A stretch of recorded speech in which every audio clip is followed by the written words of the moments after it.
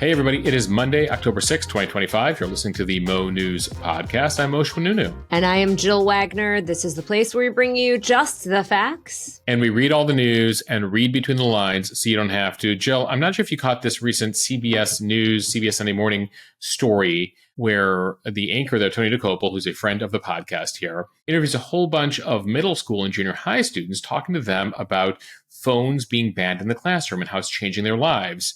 And I posted the clip on our premium account over the weekend. You hear these kids saying things like, oh yeah, like we decided the lockers, like where we're going to meet after school. We are playing games during lunch hour. And, he's asking very basic questions like, how do you make plans? And it's like, we just have to like figure out a place to meet. And we have to talk to each other in person and pass each other notes once in a while. And it was so interesting to listen to because, this is how we grew up, you and I, and many of us born before a certain era. But to hear these kids talking about how novel, how challenging it is, but also how fulfilling it is as they have gone away from smartphones in the classroom was so interesting to watch. Most the 90s are officially back. Kids talking by their locker, making plans, IRL. Right, like talking at lunch. And what was interesting is we posted the clip and we have a very large community of educators in the Mo News community. So we heard from middle school principals and junior high teachers and, a whole bunch of people who work in schools across the country who were all sharing anecdotes from their experience as phones have been banned in the last year or two, talking about how it's changed things. They see fewer fights. They see more engaged students. It's actually inspired them to remain teachers because some of them were like, I can't with these distractions. Like the kids will not listen to me anymore. And maybe this is not the career for me anymore. But just the effect it's had on folks emotionally. And also the fact that they were saying there was a lot of bullying going on because kids would have their smartphones out all the time, videotaping other people, trying to catch them in saying things or doing things that were embarrassing. And it led to a whole bunch of terrible behaviors. I mean, as we know, middle school and junior high can already be a very challenging time as you're going through puberty, as you go through, high school as well. Add to that smartphones, cyberbullying, social media, all that. And that, creates a nearly impossible situation. So fascinating the effects that this has had as this trend line has really blown up in the last couple of years. The wait till 8th grade strategy when it comes to smartphones. Right. It's something that Jonathan Haidt, who wrote The Anxious Generation, which really started this conversation, it's something that he has talked about, which is even if your kids have access to social media when they are not at school, at least give them 8 hours from the morning bell to the afternoon bell to not have their phones. And even at lunch and recess and all of these free periods, it's even more important for them to not have their phones. Socializing and talking to human beings in person. How novel. It's useful. All right, now to the headlines. Nearly 2 years since the attacks on October 7th, 2023, President Trump says Hamas and Israel are close to beginning to implement his 20-point peace plan. What Hamas actually said? And how the president interpreted it and why that's making all the difference here, Jill. Right. Negotiators are heading to Egypt. We'll take a look at what is happening behind the scenes. Sticking with President Trump, over the weekend, he moved ahead with his plan to send National Guard troops to Democratic-run U.S. cities. Jill, even as he faced some major legal cases, including a judge that he appointed who declared one of his moves unconstitutional. In Washington, D.C., the Supreme Court's term starts today. We'll look at some of their most consequential cases. They're back from summer break, everybody, even though it hasn't been much of a break with the emergency docket, which we'll explain. Meanwhile, the person who tried to assassinate Justice Brett Kavanaugh was sentenced to 8 years in prison on Friday.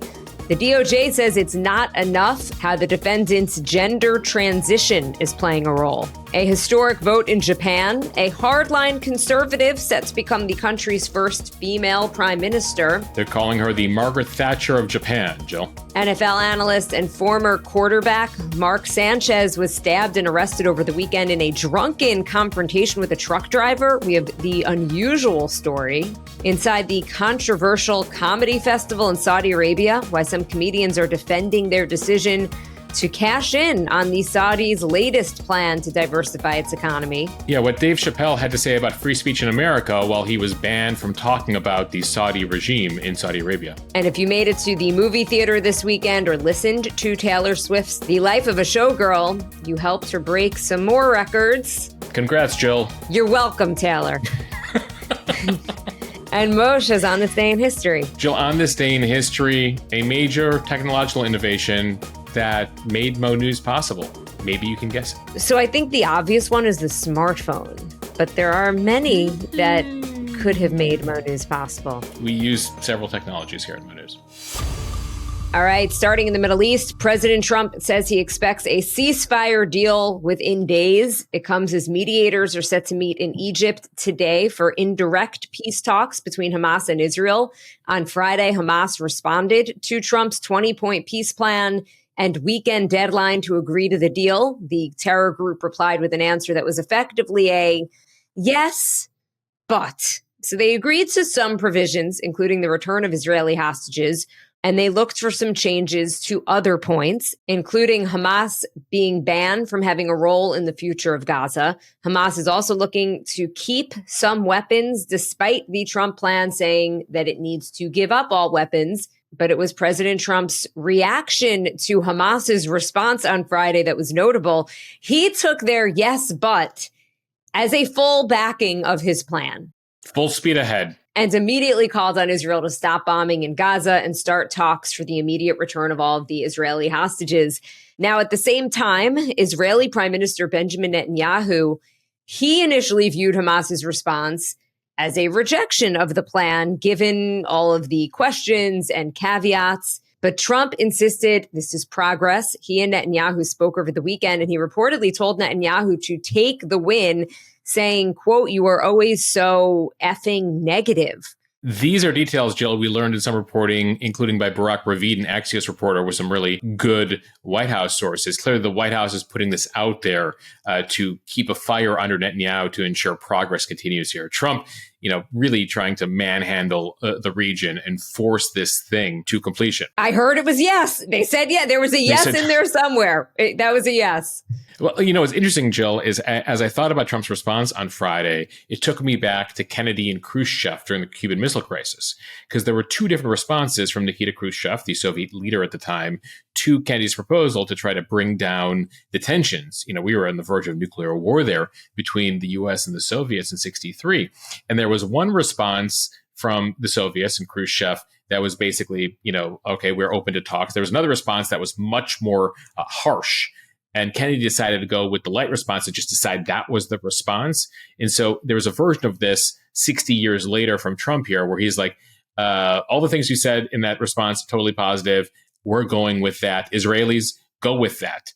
You must go with that. So this full speed ahead from Trump led to a quick pivot by Netanyahu, who agreed to back down on major operations in Gaza and then delivered a speech saying that the hostage talks were looking good. So effectively, this is Netanyahu going with the Trump plan to act as if Hamas agreed to everything and bringing them to the negotiation table. Moshe, you think of the Cuban Missile Crisis. I think of the Seinfeld episode where George quits his job and realizes he does not want to quit. So they're like, all right, just go back and pretend it never happened. And so he goes and he goes back and they're like, didn't you quit? And he's like, oh, no, I did. Jill, that says a lot about both of us, that there's both a Seinfeld reference and a Cold War reference in what's going on right now.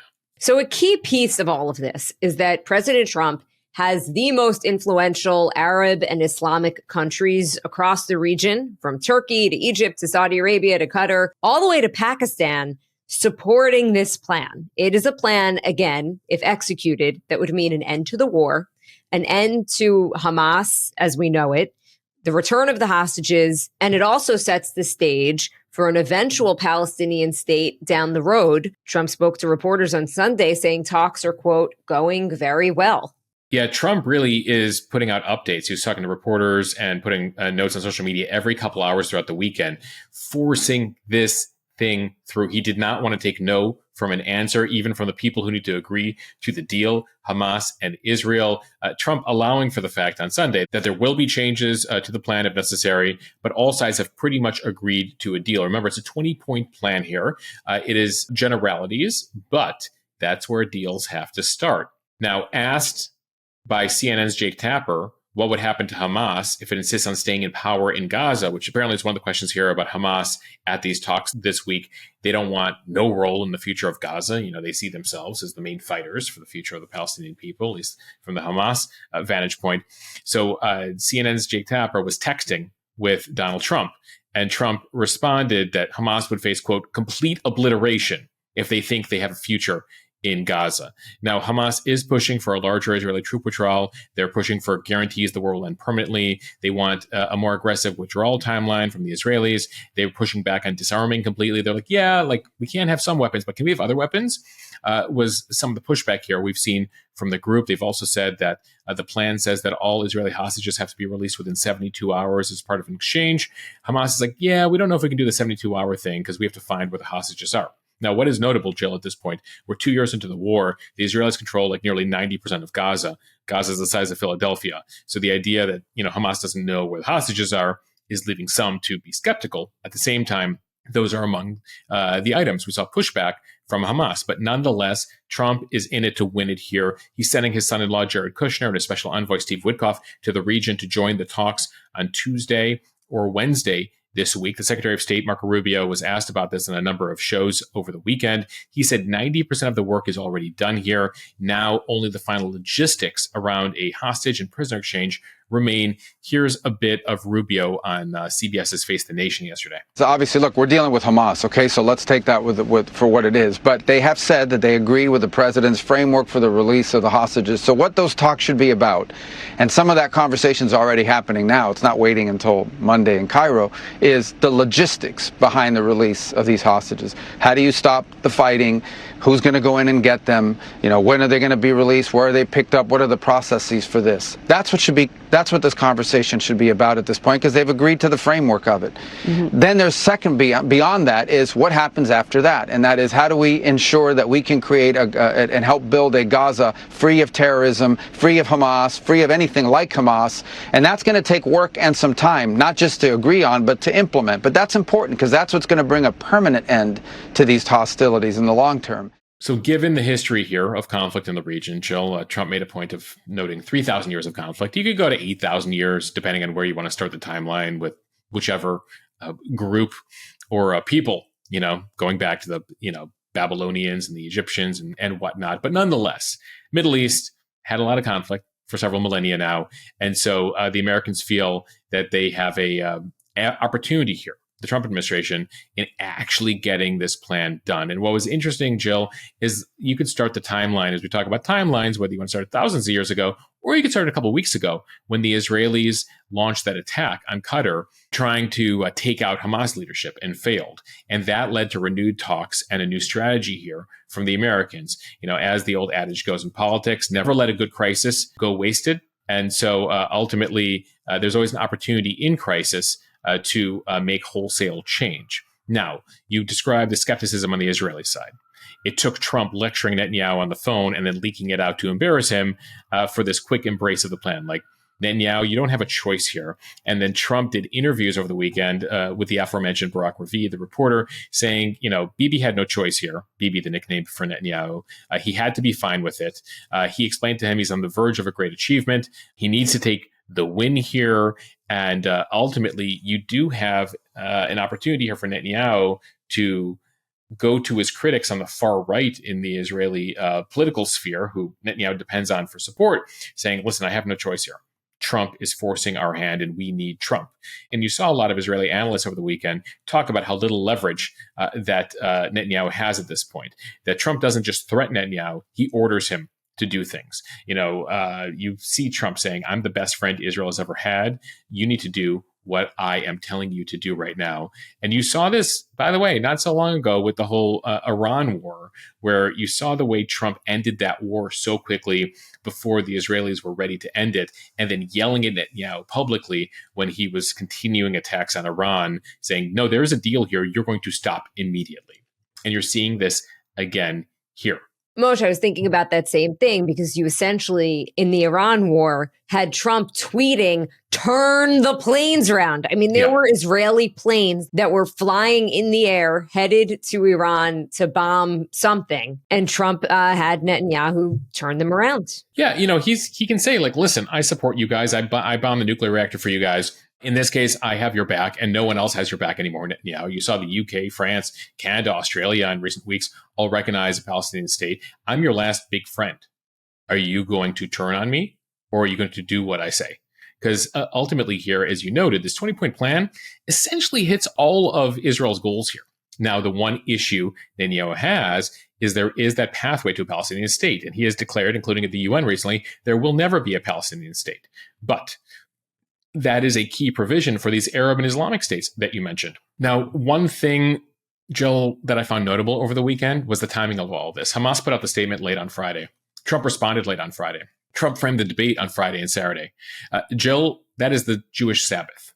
And so there are a number of people on the right in Israel and the religious coalition who've been trying to push Netanyahu to fulfill their goals, which is, occupying Gaza forever, putting Israeli settlements back in there. Something that Netanyahu doesn't want, but he needs the support of these politicians as part of his parliamentary politics in Israel. Well, essentially, Trump had framed the debate by the time the Jewish Sabbath ends on Saturday night. I'm not sure if this is by accident or by design. Hard to believe this is by accident, but ultimately a lot of things took place while a number of religious members of Netanyahu's coalition had their phones off and couldn't use electricity because of the Jewish Sabbath on Saturday. So just an interesting anecdote there. And a larger analysis here is just the remarkable turn of events we've seen here, the success of the Trump strategy.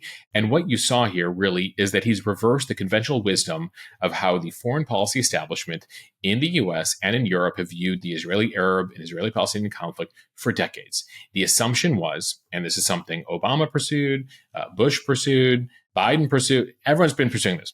Until there was an Israeli-Palestinian settlement, you could not have Israeli-Arab relations. Trump has flipped the script on that. He has found a way to create a lessening of tensions and opening relationship between Israel and key Arab leaders by creating very good relations between the U.S. and these various Arab rulers. Remember Trump's first trip this year. The first foreign trip by the U.S. president was not to traditional Canada or to Europe. It was to the Middle East. It was to Qatar. It was to Saudi Arabia. Trump has been building ties there very closely. This goes back to the first term when they had what's called the Abraham Accords, where again, they said, we're not going to let the Palestinian issue get in the way of what we think is a larger alliance here between Israel and these Arab states. So you saw countries like Morocco and the UAE and Bahrain make deals with Israel. Fast forward all these years later. Trump is like, I'm not going to let the Palestinian issue get in the way here. The key provision all you guys are asking for is a Palestinian state, a future Palestinian state. Sure, check. And Netanyahu agreed to that. And so now you saw Qatar, Turkey, Indonesia, Pakistan.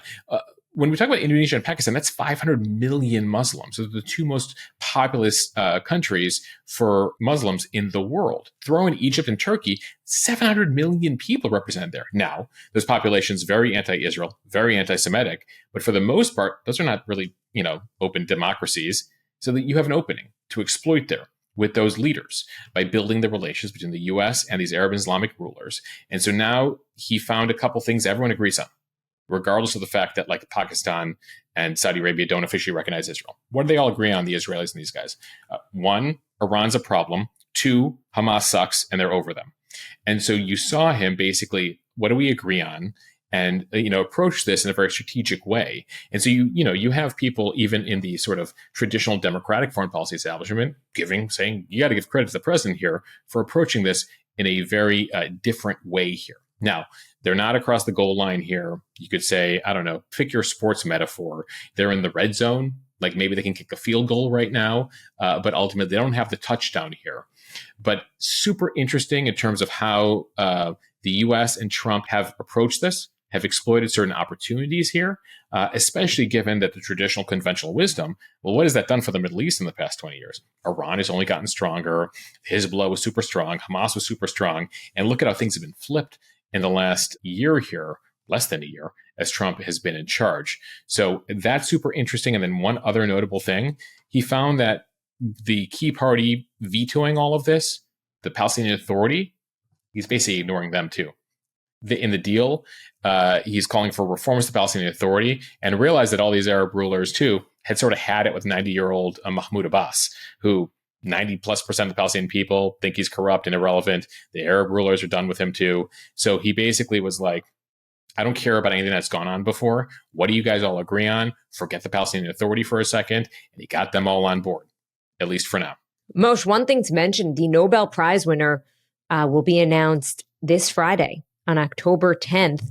And that is something that we know matters to President Trump. He's been nominated before. He's nominated again, and he wants it. Oh, desperately. Desperately. He talks openly about how much he wants the Nobel Peace Prize. So there will be the various like Nobel in economics, Nobel in chemistry, Nobel in medicine, etc. And then you'll have the Nobel Peace Prize Friday morning. Now, Jill, we should note the committee that decides this, a lot of kind of European academics, global academics, most of whom don't have a positive feeling about Donald Trump. But ultimately, is there an argument to be made for Donald Trump and the Peace Prize? Certainly, given how much he's focused on some of these major global conflicts.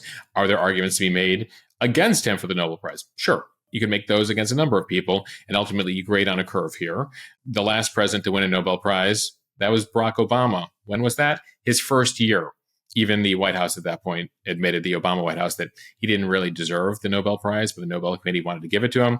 So as compared to that, you could say Trump has done much more in that first year than Obama did to deserve the prize. At the same time, that would be hugely controversial, and there's no, signatures here on the dotted line. So maybe 2026, not 2025, but we'll see. We'll see what comes of that. That's going to be one of the interesting things to watch here, but certainly, potentially, one of the reasons Trump is approaching this with very much renewed urgency this week. Okay, now to some major developments in the United States this weekend. President Trump's use of the National Guard to combat crime in U.S. cities ramped up in recent days. Starting in Portland, the Pentagon announced Friday a plan to deploy several hundred Oregon National Guard troops to the city.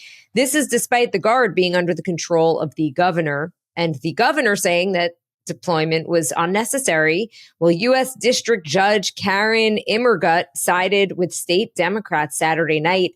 She ruled that the protests at a Portland ICE facility that the White House was using as the main reason for the deployments have been, quote, small and uneventful. So she temporarily blocked the president's overriding of the governor to deploy those National Guard troops.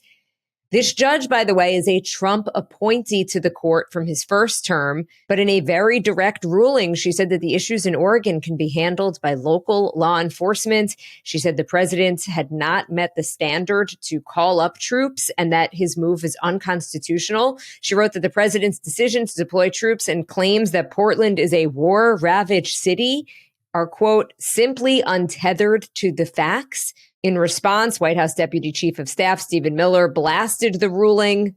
He called it a legal insurrection. He said the deployment of troops is an absolute necessity to defend our personnel, our laws, our government, public order, and the republic itself. So given the federal ruling blocking their first plan to use the Oregon National Guard, the White House then decided to instead deploy 300 California National Guard troops across the border to Portland. So just to say that again, the White House decided to instead deploy 300 California National Guard troops to Portland. The Oregon governor, Tina Kotek, said about 100 California Guard members arrived in her state as of Saturday night by plane and that more were on the way. She said she received no formal communication from the federal government about the deployment. California's governor, Gavin Newsom, now vowing to sue the Trump administration over that deployment of his National Guard troops. He called the move reckless and authoritarian.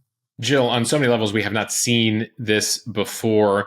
Newsom arguing here that this is not about public safety. This is about power, that the White House is trying to use the U.S. military as a weapon against American citizens. Remember, to back up here, the feds took control of some of the California National Guard away from Gavin Newsom earlier this summer when we saw that violence break out in parts of LA and Southern California in response to immigration raids back in June.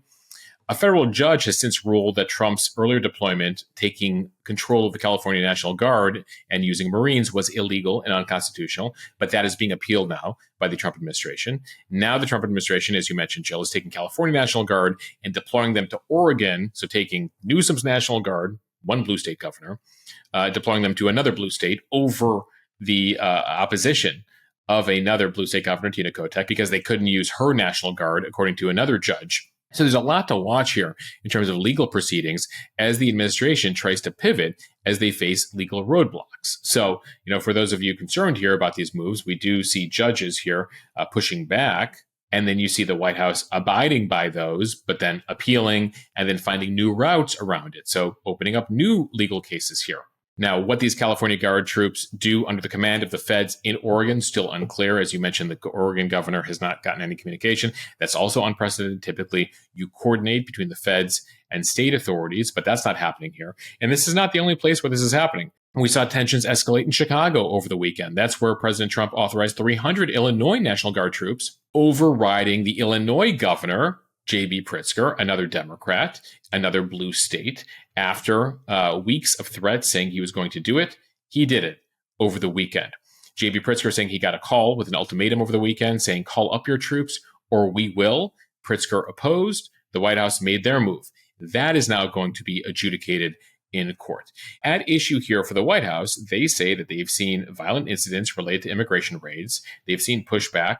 And ultimately, that's why they feel the need to deploy the military in these various states. But that judge you mentioned, Jill, that Trump-appointed judge, Karen Immergut, said, based on the way Trump is doing this, that effectively opens the door to any president deploying the military anywhere in America at basically a very low level, a very low threshold. And that is what concerned the conservative judge there.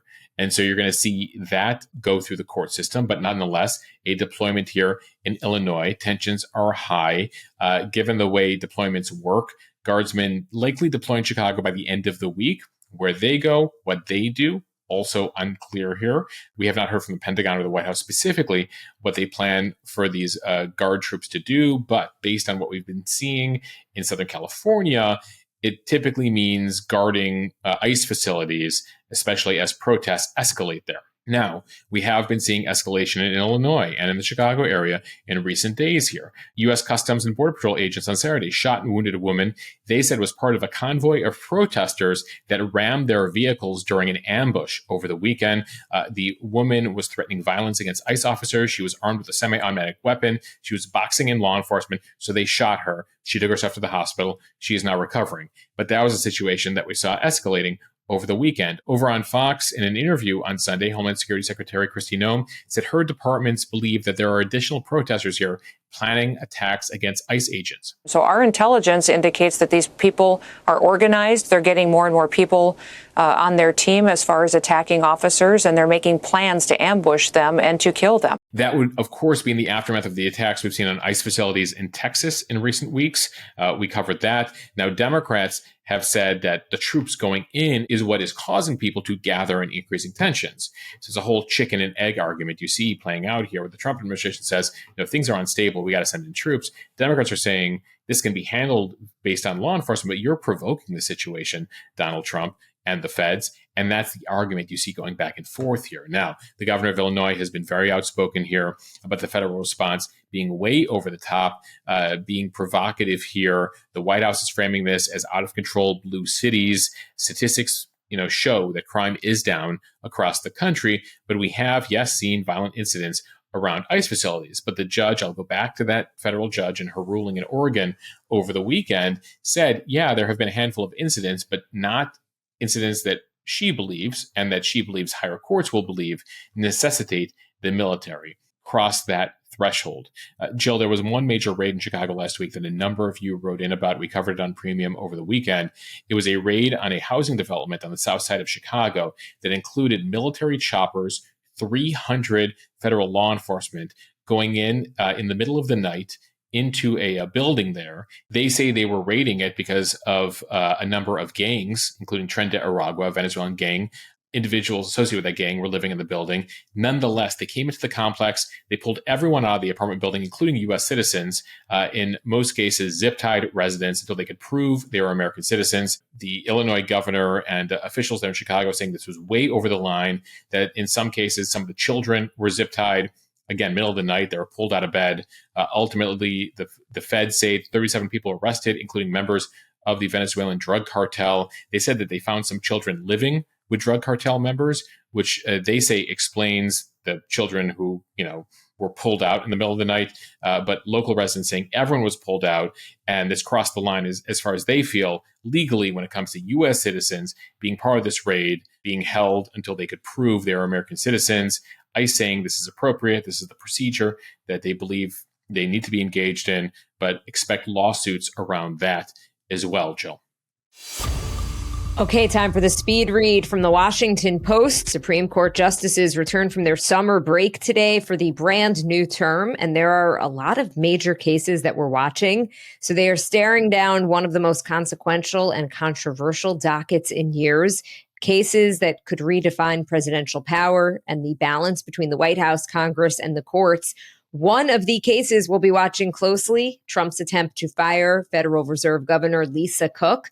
But the court will also rule on some of the nation's culture wars during its new 9-month term. There is a series of contentious cases on issues including transgender athletes, gay conversion therapy, guns, and race in voting districts. The first of the closely watched cases going before the court is slated for Tuesday, and it's over the legality of a Democratic-backed Colorado law that bans conversion therapy, which is aimed at changing a person's sexual orientation or gender identity. Yeah, Colorado is among 20 states that ban the practice of conversion therapy, in which counselors attempt to alter sexual orientation or gender identity. If somebody comes to them and says, I believe I'm gay, conversion therapy is the practice of saying, are you sure? And potentially, quote unquote, converting them back to being straight. Reinforcing here that conversion therapy is hugely controversial. There are people in the Christian religious community that are advocates for it, but it has gotten a lot of pushback in recent years. A number of people who went through it or forced to go through it, traumatized by conversion therapy, as they were told repeatedly in various attempts that they aren't who they are, or they shouldn't like or love or have feelings for a people or a gender that the therapists say is wrong. And so among the people who have pushed for these laws are the people who've been traumatized by conversion therapy. But you're seeing pushback in this case. The case to watch here is called Childs versus Salazar. It challenges the law banning conversion therapy, saying it is a violation of the First Amendment's protections of free speech and religious liberty. At issue here is a counselor in Colorado who says that it limits her ability to talk to people under the age of 18 in particular and resolve issues like gender dysphoria, and prevents her from pushing back on things like changing your gender before the age of 18. She also believes she's limited from discussing the role of religion and the beliefs in religion related to views on sex and gender. And so this is going to be very interesting to watch in terms of how the court here rules and reads the role of the First Amendment when it comes to controversial topics, concerns, medical professionals here, and it potentially gets into the whole factual question here of whether homosexuality or gender identity in young people is indisputably innate or immutable. And again, the rules around all of that. So that's going to be very interesting to watch. Jill, remember the court has a 6-3 conservative majority. Last term, it upheld Tennessee's ban on gender-affirming medical care for transgender minors, and also allowed parents to remove their kids from classes when storybooks with various LGBT characters and other controversial topics are read, and they're not given a heads up by the school. So there have been a number of cases around transgender and sex in recent years, and this term we'll see another big case on that. There's also going to be a gun case out of Hawaii, a voting rights case in Louisiana, and a campaign spending case out of Illinois. The other biggie we're watching, Jill, is tariffs. They're going to rule on whether the president had authority for most of these sweeping global tariffs. So that is going to be a major case here. Jill, if you feel like you've been hearing about the Supreme Court of late, even though they've been on summer break or their summer recess, you have. because there has been a record use of what they call the emergency docket or shadow docket in recent months, as opposed to the regular docket. And that's what we've been talking about here, which takes months of written arguments, hearings, deliberations. The shadow docket deals with a lot of urgent matters. It involves temporary orders, injunctions, procedural rulings where the court doesn't need to explain itself. So the liberals on the court in particular have been very concerned about how much has been handled by the Supreme Court on that emergency docket, because again, it requires, in some cases, we don't even know who voted which way on various cases. These cases moving forward here apply to the regular docket, the overall arguments, the decisions that typically come in the spring. And again, there are going to be a lot of interesting ones coming. From ABC News, a California resident who tried to assassinate Supreme Court Justice Brett Kavanaugh has been sentenced to 8 years in prison. The punishment is sparking pushback from prosecutors. Nicholas Roski pleaded guilty to plotting to kill Justice Kavanaugh outside of his Maryland home back in 2022, in the weeks leading up to the Supreme Court's landmark Dobbs decision. The sentence is far lower than what the Department of Justice had been looking for. Prosecutors said Roski should face at least 30 years, while Roski's defense team had asked for 8. Prosecutors say that on June 8th of 2022, Roski flew from California to Virginia, took a taxi to Kavanaugh's address, armed with a pistol, knife, lock-picking set, duct tape, hammer, crowbar, and tactical gear. And this was part of a detailed plan to restrain and kill him. But after spotting U.S. Marshals outside of the house, Roski called 911 on himself. That phone call, according to the judge, changed everything. Yeah, it was a phone call with a family member, and so Roski turned themselves in. Notable here, you might have seen this reported as a Sophie Roski, not Nicholas Roski. That's because lawyers last month revealed that Roski now goes by Sophie Roski and is in the midst of transitioning from male to female. Now, the legal name under which this person was arrested, charged, tried, and convicted was Nicholas Roski. Nonetheless, the gender transition here played a role here in the sentencing, the judge going with only 8 years versus 30 years, even though this person showed up with a gun at the Supreme Court Justice's house saying they were going to kill that justice based on their ruling on Roe v. Wade and other matters that this person viewed as too conservative for their vantage point.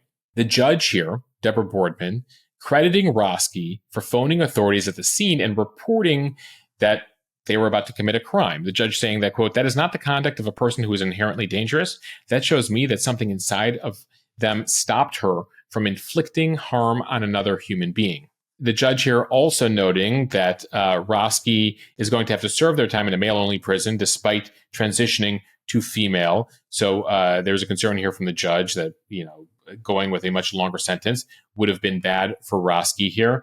Nonetheless, the Justice Department Attorney General Pam Bondi saying the sentence is woefully insufficient for somebody who showed up with a gun looking to kill a Supreme Court justice. And this does come amid a whole bunch of rising threats and violence against public officials, as we've been telling you. From Politico, for the first time in Japan's history, the country is set to have a woman as its leader. Japan's conservative governing party on Saturday elected former Economic Security Minister Sanae Takaichi.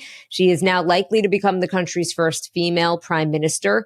The 64-year-old is a hardline, ultra-conservative, and a China hawk. She is one of the most right-leaning members of Japan's long-dominant, male-dominated Liberal Democratic Party.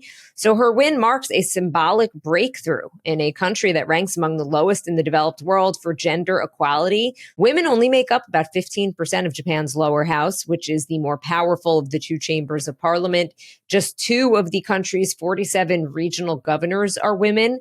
But her politics are anything but progressive. Yeah, she's known for her hardline positions on defense, why she's deemed a China hawk, very hawkish, aggressive towards China. She's also being criticized by progressives in the country as not very feminist. She supports a male-only line of succession for the Japanese imperial family. She opposes same-sex marriage and various other issues that have come up in terms of women's rights there, though she is being compared to Margaret Thatcher in the UK as a conservative woman who is breaking barriers in the country for the first time from the right. And so you've seen that in a number of countries where the first female leader tends to come from the more conservative parties. For those confused, and I was asked about this on Instagram over the weekend, yes, the Liberal Democratic Party of Japan, the LDP, is the Conservative Party. Remember, parties can call themselves whatever they want, and there is a more traditional definition of liberal, as in pro-free market, Western-style democracy, classical liberalism, as opposed to liberal, in terms of political wavelength in the U.S. But it will be interesting to watch here, Jill, her relationship with Trump. A deal was recently worked out regarding tariffs between the U.S. and Japan. She's been critical of that, saying Japan can get a better deal there. So we'll watch that relationship. From Yahoo Sports, we're learning more about the bizarre late-night stabbing involving former NFL quarterback and Fox Sports analyst Mark Sanchez over the weekend. He is now under arrest after being stabbed during a fight outside of a hotel in Indianapolis. Police say the 38-year-old former QB for the New York Jets and several other teams was drunk when he confronted a 69-year-old truck driver who was parked at a hotel loading dock early Saturday morning.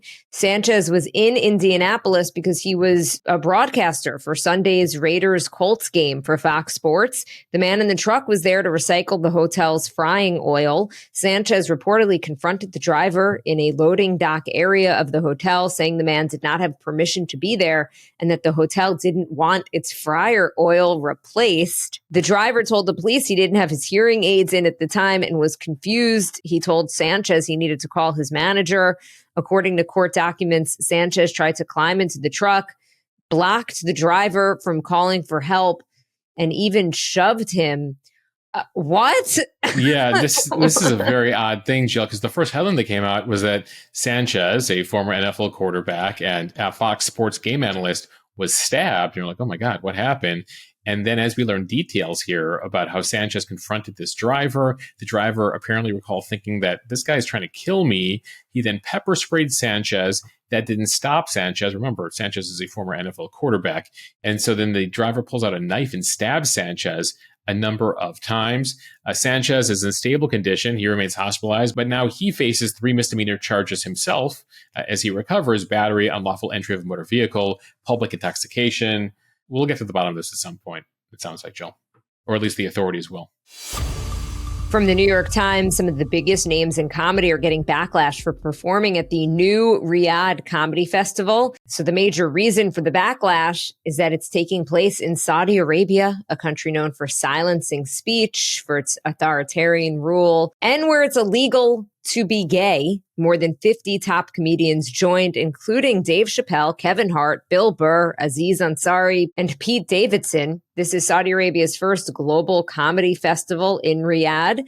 The festival is part of Crown Prince Mohammed bin Salman's Vision 2030 plan, which is an effort to diversify the economy away from oil and to project a more open image to the world. Performers have reportedly been paid between $350,000 and $1.6 million for their appearances. The shows are held in Boulevard City. It looks like Times Square, with music blaring and men and women mingling freely. Those are things that were once unthinkable, even just a few years ago, under Saudi Arabia's strict religious rules. But even though entertainment has expanded, freedom of expression has not.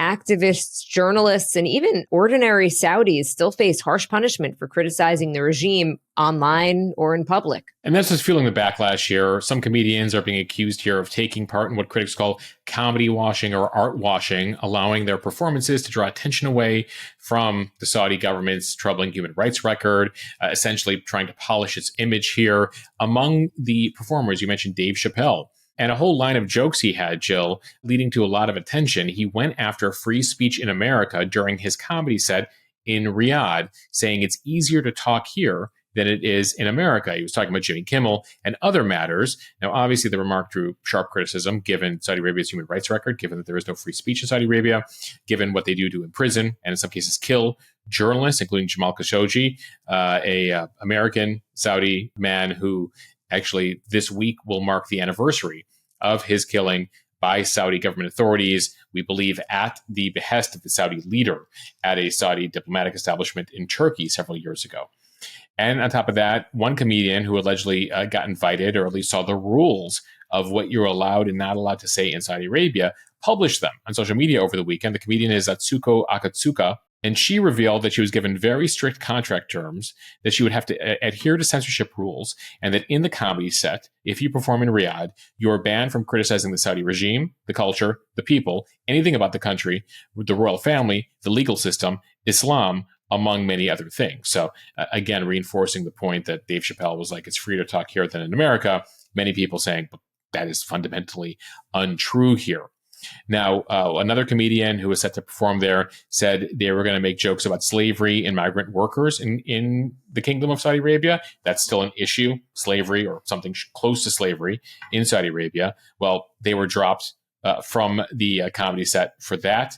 Now, a number of comedians are defending their involvement in the comedy festival, Louis C.K. among them, saying there were a lot of people who were very into the sets there. He believed that this is an ability to reinforce how open Saudi Arabia is becoming. Bill Burr, another comedian, saying this is one of the top 3 experiences I've ever had.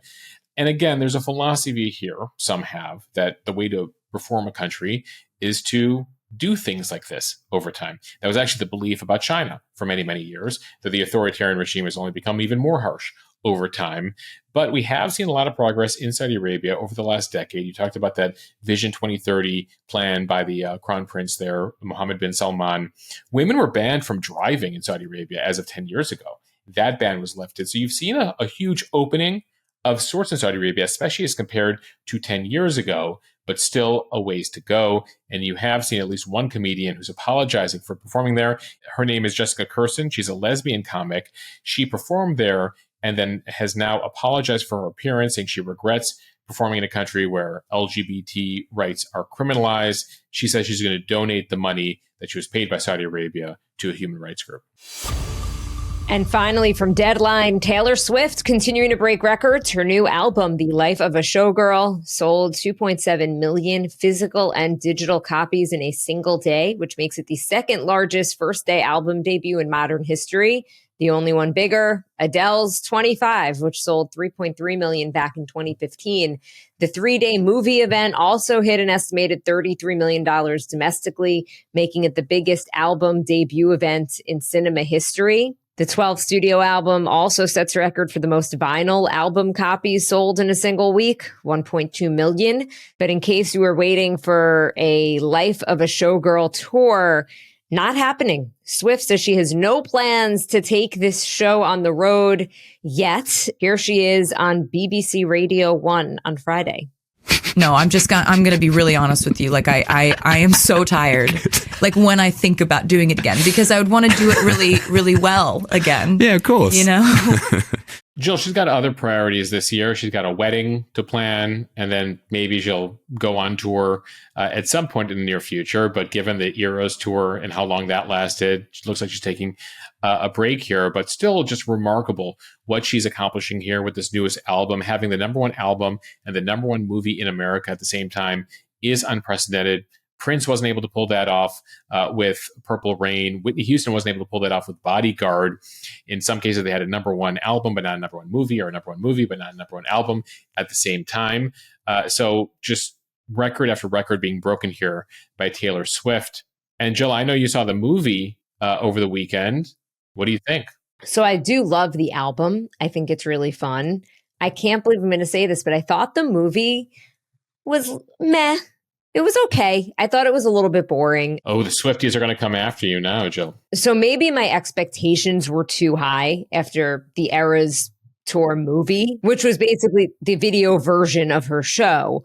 This movie was just the behind the scenes of her making one of the music videos for one of the songs. She explained a little bit about what each song was about, but the bulk of the movie was just playing the album with the words on the screen, kind of like if you're at karaoke, or even if you're just playing it on Spotify and you just want to look at the lyrics while the song is playing.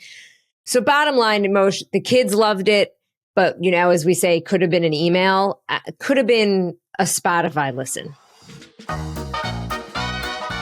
All right, now time for On This Day in History. Real briefly, on this day in 1889, Thomas Edison debuts his first motion picture called Monkey Shines. It was filmed on something called a kinetograph, and so it shows lab workers in his lab moving playfully for the camera.